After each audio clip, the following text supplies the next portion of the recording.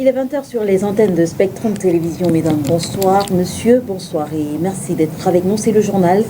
D'abord les titres. Bamenda du Nord-Ouest, les journalistes demandent la justice et la mise en place des conditions sécuritaires nécessaires à l'exercice de leurs fonctions. Il y a quelques heures, ils ont pris d'assaut les rues de la capitale régionale du Nord-Ouest après l'assassinat du journaliste Agnès Ndesso.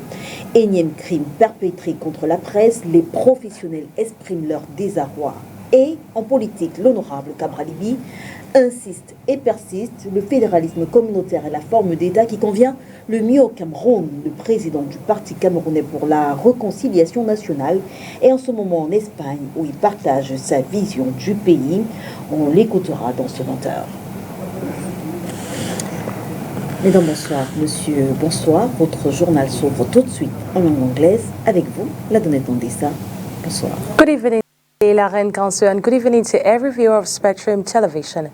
As rightly mentioned in the headlines, saw Onion Day journeys to the other world this weekend. The journalist was killed, murdered in the Northwest region by alleged separatist fighters on the 9th of Sunday, May 7, 2023. Today, pressmen and women have taken to the streets of Bamenda requesting justice for their murdered colleague. Well, his death comes few days after the International Day of Press Freedom, where journalists decried poor working conditions and constantly being victims of the political unrest in Cameroon. Josephine Binti completes this story. For the umpteenth time, journalists have again demanded justice for their own. We are in Bamenda, capital of the Northwest region, where journalists have taken to the streets to decry the death of Agnès Ndesso at about 9 p.m. on Sunday, May 7, barely few days after the International Day for Press Freedom. Gunmen shot and killed Nso outside a bar in the Northwest region's capital of Bamenda, according to multiple news reports. He was reportedly assassinated by separatist fighters, a bitter pill to swallow by pressmen and women nationwide. The 26-year-old's life was terminated outside the Don Simon relaxation spot, where he served as a hype man for DJs. Anye, on stepping out to get battery for the sound system's microphone, bypassed separatist fighters who stormed the bar, ordering everyone to leave. A contingent of government forces arrived at the scene and dislodged invaders who tried in vain to get Anye on his feet. The deceased gave up the ghost en route to the Bamenda Regional Hospital. One of the separatist ringleaders have blamed Agnes's demise on one of the terrorist groups who mistook him for a military officer. Journalists in Cameroon's Anglophone regions find themselves under attack by both government and separatist fighters from time to time. How long will journalists continue to be targeted while on and off duty? Only the future can answer for itself. Every day, oh, so cry, oh, what I don't finish for. Former les professionnels QHSE et les responsables d'entreprises sur la culture, santé et sécurité au travail. C'est l'objectif visé par la 5e édition du Forum national sur la QHSE, entendez, qualité, hygiène, sécurité et environnement. Le forum se tient pendant 2 jours, ici même dans la capitale économique du Cameroun. On fait le point de cette première journée avec Orientation.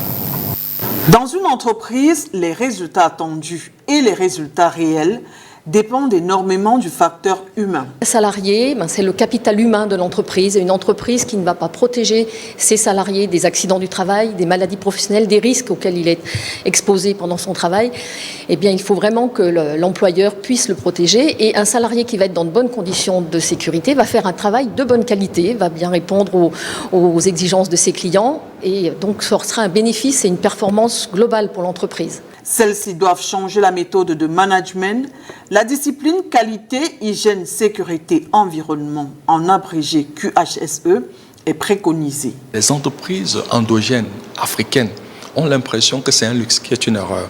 Donc, et on sait que cette année, on a choisi la culture santé et sécurité parce que le capital humain, au-delà des outils scientifiques, c'est l'homme. Et de plus en plus, le 1er mai, on a vu, les employés se plaignent. Au-delà des aspects financiers, maintenant on parle du bien-être au travail. On est dans le soft, donc ça veut dire que ce n'est plus une question de luxe. Les gens veulent être bien dans l'espace professionnel. Les chaises, comment je m'assois? Parce que de plus en plus on travaille sur les zones, comment je protège la vue. Après 3 années d'interruption dues au coronavirus, la 5e édition du Forum national sur la QHSE s'est ouverte ce 9 mai 2023 ici à Douala. Il est question de sensibiliser et de former les professionnels QHSE et responsables d'entreprises sur la culture santé et sécurité au travail. Il y a des jeunes qui sont dans les entreprises qui ont des fonctions importantes de QHSE. C'est eux qui viennent.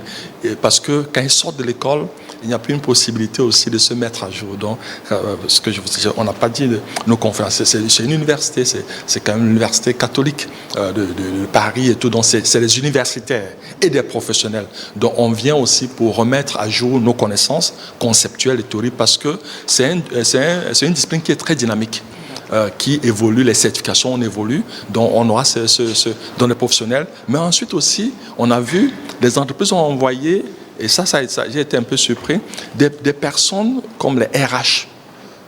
Voilà, on a vu, il y a même des médecins qui arrivent parce qu'on parle de la santé aussi. Pendant 2 jours, experts nationaux et internationaux vont apporter et échanger leurs expériences. Il doit d'abord évaluer les risques auxquels vous êtes exposés. C'est-à-dire que si vous allez sur le terrain, vous allez être exposé aux risques routiers, à des risques de manutention. Votre collègue tout à l'heure portait des équipements lourds, si vous êtes dans les médias, des risques importants liés à tout le poste de travail auquel vous êtes exposé. Donc ce qui va être important, ça va être d'évaluer ces risques, de les quantifier, cartographier. On est sur des sujets qui pourraient être très théoriques, mais il va falloir quantifier, mesurer, mettre des indicateurs et voir comment on va réduire, par exemple, les accidents de trajet. Si vous avez une équipe de plusieurs dizaines de personnes, il faut regarder les chiffres, les indicateurs et puis voir ce que vous pouvez mettre en place, analyser les causes des problèmes que vous rencontrez et mettre des actions correctives et préventives. Pour les organisateurs, les leaders sont des apprenants. S'ils cessent d'apprendre, ils cessent de progresser. La connaissance, la compétence, le networking sont les objectifs attendus au terme de ce forum. The government of Cameroon has terminated a contract with a private partner over the Limbe-Douala-Edea-Yaoundé petroleum pipeline. Well, this over 220 billion CFA francs project is viewed as a liability by the state. Josephine Binti tells us more in this report. The Limbe-Douala-Edea-Yaoundé petroleum products pipeline construction, operation and maintenance project will no longer see the light of the day. The project that cost over 220 billion for an operating period of 30 years was signed in 2014. Following the termination of the contract, the private partner demanded the state, under a contractual provision, to refund 50% of the expenses already incurred on the project. These are quantified by the private partner at 11 billion CFA francs. Consequently, a firm liability which weighs on the state in relation to this project is estimated at 5.5 billion CFA, detailed in the document of 2022. 335 kilometers long, the first section of this pipeline was to extend over 110 km between the old town of Limbe and Douala, while the second extended over 70 kilometers between Douala and Edea. The third sector is at 175 kilometers long and will join Yaoundé from Edea with 30% of investment. The construction of this pipeline will put a 46% comparative advantage on the maritime freight between Limbe and Douala, 24% on the average transport by road and rail, to reduce the transport cost between Limbe and Douala and between Douala and Yaoundé by 28%. Revenons dans la capitale économique du Cameroun. Il faut dire que cela va bientôt faire 1 an que les habitants du quartier d'Ikolo, ici même à Douala, vous l'avez compris, ont été déguerpis. Depuis, ils revendiquent leurs terres et attendent toujours une réaction forte de la part des autorités camerounaises. Dans l'extrait qui va suivre, vous entendrez le cri de détresse d'une victime du déguerpissement de d'Ikolo rencontré par nos reporters. Nous vivons mal. Nous vivons dans la misère. Nous vivons dans le désespoir. Nous n'avons plus d'espoir. Nous vivons dans la promiscuité. Alors, par rapport à tout cela, le choc, nous l'avons accusé. Et c'est ce choc qui fait des victimes. Je dis bien des victimes. Depuis ce 14 mai passé du 2022, beaucoup sont partis de l'autre côté. Mais le gouvernement fait sourd d'oreille. Le gouvernement fait sourd d'oreille malgré nos cris de détresse. Et grande est notre surprise parce que nous avons été déguerpis d'une manière sauvage. Même si on avait la possibilité de récupérer une fourchette, on nous balançait des bombes lacrymogènes. Voilà pourquoi j'ai levé les mains, ces mains en l'air. Ces mains qui prennent à témoin, ces mains qui prennent à témoin ce que nous avons subi. Ces mains nues que nous avons tendues et nous appelons à témoin tous les Camerounais. Nous implorons le gouvernement camerounais. Nous implorons son Excellence, le président Paul Biya. Ce qui nous surprend, si le président était vraiment informé de cette situation que vivent les habitants de l'Ikolo, il ne serait pas resté indifférent. Voilà une fois de plus un message que nous adressons à notre Père, parce que nous savons qu'il n'aime pas l'injustice. Politique, l'honorable Cabral Liby insiste et persiste. Le fédéralisme communautaire est la forme d'État qui convient le mieux au Cameroun. Le président du parti camerounais pour la réconciliation nationale, en abrégé PCRN, est en ce moment en Espagne où il explique aux uns et aux autres sa vision du Cameroun. Je vous propose de l'écouter dans cet extrait. Au terme de cette visite au Royaume d'Espagne, je suis animé par un sentiment de mission accompli. À l'issue des audiences qui nous ont été accordées au coordonnateur pays PCRN, M. Ghislain Californie Onana et à moi-même, à l'issue de ces audiences, disais-je, nous sommes convaincus aujourd'hui plus qu'avant que c'est le fédéralisme communautaire qui sied à l'État du Cameroun comme forme de l'État, comme idéologie qui va provoquer le développement et le décollage socio-économique du Cameroun par le bas. Nous avons échangé avec les autorités parlementaires de la communauté de Madrid, parce que c'est comme ça que ça s'appelle. Nous avons échangé avec les autorités du gouvernement de la communauté d'Andalousie, c'est comme ça que ça s'appelle, communauté. Nous avons échangé avec la responsable des affaires étrangères, des questions internationales de la coopération du Parti socialiste et ouvrier espagnol. Ça nous a permis de cerner, de mieux cerner les atouts, les avantages du fédéralisme communautaire, mais également de pouvoir mieux mettre en relief les écueils qu'il nous faudrait éviter, parce qu'à chaque fois, les autorités nous le rappelaient, nous disaient, voilà, c'est très bien ce que nous faisons, nous sommes flattés que vous vous inspiriez de nous, mais attention, voici des détails, des négligences, des choses que nous n'avons pas su, dont nous n'avons pas pu mesurer l'impact sur la durée au moment où nous nous y engageons. Mais si vous vous inspirez de nous, écoutez, évitez tel piège, évitez tel écueil. Je vous avais partagé le même sentiment à l'issue de ma visite à Dar es Salaam en Tanzanie, un pays qui applique le fédéralisme communautaire.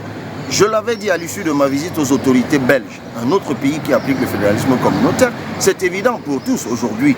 En tant que tel, nous n'inventons pas la roue.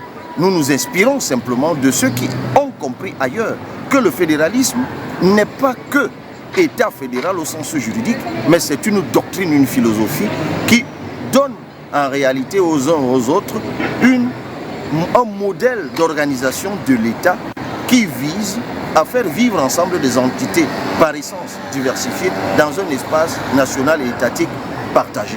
Donc, tout cela vous sera, chers compatriotes, mieux présenté dans l'édition augmentée qui arrive, la deuxième édition qui est de parution imminente du fédéralisme communautaire, qui tiendra compte évidemment des observations qui ont été faites, des analyses qui ont été faites, des reproches même et des critiques qui ont été formulées de bonne foi en tout cas.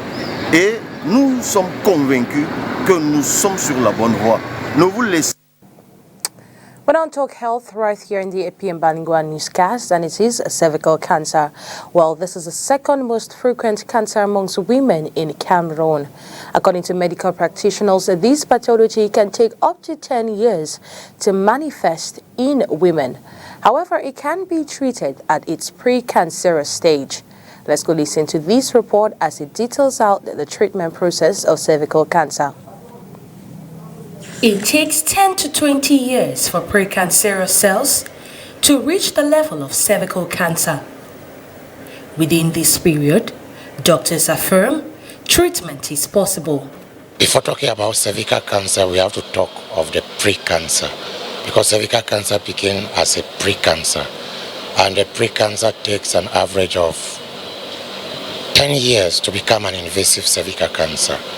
So to prevent cervical cancer is to do screening, examine healthy women to identify precancerous lesions on the cervix. And then when this is identified, it can be treated. Ablative treatment and dermal ablation are the two ways by which precancer can be tackled. Two major ways of treating it. We have the ablative treatment method, which is destroying the precancerous lesions.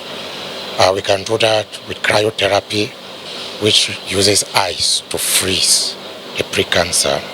Or we can do it with what we call thermal ablation, which is heat to burn the precancerous lesions. Now, the second type of treatment is the excision treatment. Excision is getting off. The process may vary with regards to the affected lesions. Active treatment is reserved for the low-grade lesions. Bigger lesions are treated better with the excision. Yeah, because it's difficult to completely freeze or to completely burn off the bigger lesions. With this disease being silent in the human system, it is advisable for women above 25 to carry out screening every after 2 years. Et avec VOA, nous faisons à présent le round-up de l'actualité africaine. L'ex-chef rebelle et ancien Premier ministre ivoirien Guillaume Soro, en exil depuis 2019, a affirmé hier qu'aucune raison ne l'empêchait d'être candidat à la présidentielle 2025. Il a été condamné à perpétuité en juin 2021 pour avoir fomenté une insurrection civile et militaire en 2019. Au Sénégal, la coalition d'opposition Yewwi Askan Wi a appelé à la mobilisation contre la menace d'inéligibilité pesant sur un de ses leaders, Ousmane Sonko, pour la présidentielle de 2024 à la suite de sa condamnation lundi soir. En Guinée, Founike Mangue, Ibrahima Diallo et Mamadou Biloba, 3 personnalités de la société civile emprisonnées, ont refusé lundi soir d'être libérés contre l'engagement de renoncer à militer. Au Burundi, Alain Guillaume Bunyoni, un ancien Premier ministre, a comparu devant un tribunal lundi. Il est notamment accusé d'enrichissement personnel et d'atteinte à la sécurité intérieure de l'État. Allons à présent à Yaoundé, où le ministre des Sports a procédé ce jour à l'installation des membres du comité d'organisation de la prochaine Coupe d'Afrique des Nations de volley. Vous le savez, l'événement se tient dans quelques mois seulement dans notre pays. Olivier Bozique. C'est une mission délicate qui les attend. Suite à l'accord donné par le chef de l'État, 16 experts en matière d'organisation d'événements sportifs ont la lourde tâche de faire du championnat d'Afrique de volleyball féminin un rendez-vous mémorable pour les jeunes du continent africain et pour les amoureux du volleyball. C'est dans tous les cas la principale attente du gouvernement. On vous félicite pour le choix qui a été porté sur vos illustres personnes. Je voudrais préciser que la confiance qui vous a été faite devrait davantage contribuer de façon marquante et significative à assurer le succès de l'organisation de la dite compétition. Ils devront examiner, planifier tous les aspects de l'événement dans le moindre détail. La compétition, l'hébergement, la restauration, la sécurité, le transport, etc. Habitués dans l'organisation d'événements sportifs de cette envergure, les membres du comité comptent sur l'expertise du Cameroun. Je dirais que les élections sont déjà terminées. Nous sommes au travail depuis le 20 janvier. Le ministre a fixé un cap et le cap du ministre, c'est un seul mot, la réconciliation. Nous sommes dans la réconciliation depuis le 20 janvier et nous continuerons dans ce cadre-là pour la bonne organisation de ce championnat d'Afrique des Nations dames. La 12e édition du championnat d'Afrique de volleyball féminin se déroulera du 6 au 18 août prochain au Cameroun. Football, Canon sportif de Yaoundé est actuellement en stage bloqué à Douala. C'est pour préparer les playoffs de la MTN Elite One qui démarre ce week-end au stade de la réunification de Douala à Bipanda. Le champion du Cameroun sera connu à l'issue de ces playoffs le 21 mai prochain. Le reportage de Makedali du Notium.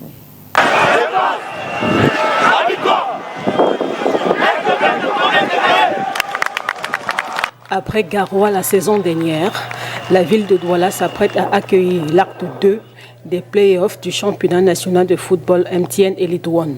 Ce tournoi se déroule du 14 au 21 mai prochain au stade de la réunification de Bipanda et non plus au complexe de Japoma comme initialement annoncé.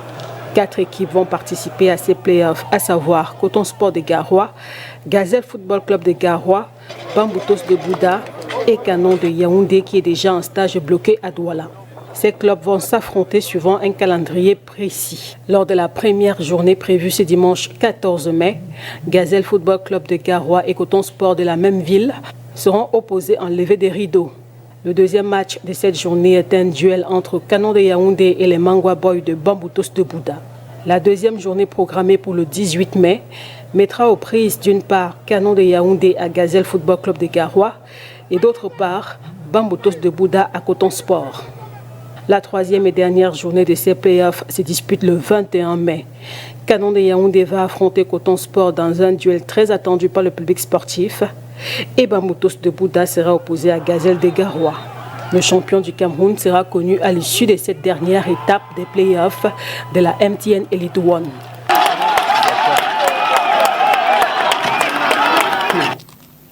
Du 14 au 21 mai prochain, la ville de Douala va donc abriter et vibrer au rythme des playoffs de la MTN Elite One de football. Comment se prépare-t-on au niveau du stade de la réunification de Bipanda? Écoutez l'un des responsables de ce stade qui revient sur l'état de la pelouse, la sécurité, mais également l'attitude à adopter lors de ces rencontres. À notre niveau, tout sera fait prêt. Nous mettons les petits plats dans l'écran et comme d'habitude, j'espère que vous n'avez jamais été déçu par le spectacle ici, n'est pas la qualité de l'infrastructure, la pelouse et autres. Tout est fait prêt et nous nous arrangeons toujours chaque jour comme il se doit pour que les choses aillent le mieux possible. Nous avons déjà eu à accueillir 2 matchs ici par jour, non? Même si ça ne doit pas être de façon répétée quand même, hein, c'est juste quelque chose de ponctuel. Ça va arriver et puis on va gérer le reste tout simplement. Mais ça ne peut pas être programmé comme on peut le penser, c'est-à-dire plusieurs matchs par jour et puis le jour qui suit, et chaque jour. Non, je ne pense pas. Donc, on peut faire 2 matchs, ça peut arriver, et en l'espace de quelques jours, on fait 2 autres matchs par exemple. Mais ça ne peut pas être d'affilée le jour suivant, le lendemain, et ainsi de suite. Non, c'est pas possible. Oui, nous avons tous apprécié ce qui s'est passé à Garoua. Garoua, c'est un jeune frère. La réunification est née en 72, c'est l'aîné. Ça veut dire que rien ne surprend la réunification. Et comme il faut, n'est-ce pas, apprécier, il faut tirer ce qui est bon et bien quelque part pour en profiter, maximiser de son côté. Nous pensons que nous avons vu comment ça s'est passé. S'il y avait des petits points d'ombre, on va essayer d'améliorer et nous pensons que tout va se passer très bien, comme ça se passe d'ailleurs très bien toujours avec Panda. Rideau sur le 20h. Mesdames et messieurs, merci de nous avoir suivis. On se retrouve dès demain, 20h, sur les antennes de Spectrum Télévision, si bien sûr Dieu le veut. Bonsoir. Bonsoir à vous, la donnée Tondessa. Good night to you, Leila Renkanse, and good night to every viewer of Spectrum Television. Stay in company of our programs. See you same time, same station.